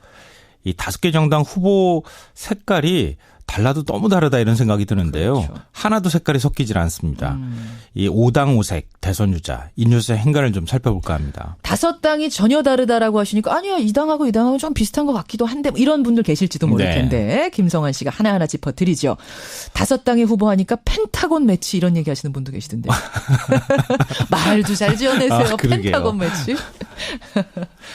이게 정말 맞는 말인데요. 이 친박 띄우는 홍준표 후보. 친박 청산하자는 유승민 후보, 또 패권 청산하자는 안철수 후보, 적폐 청산하자는 문재인 후보, 이 노동자와 서민의 틈을 파고드는 심상조 후보까지 색깔이 달라도 너무 다른데요. 또 서로 내 편이 없습니다. 모두가 독자 노선을 걷고 있는데 서로가 서로를 지금 공격하는 형국입니다. 그렇더라고요. 그야말로 5당 5색이다 이렇게 말할 수 있을 것 같습니다. 펜타곤 매치 이 뉴스의 행간 이면에는 뭐가 숨어 있습니까? 첫 번째 인간은 치킨 게임이 시작됐다입니다. 치킨 게임이 시작됐다고요? 예, 이번 대선의 가장 큰 특징이 뭡니까?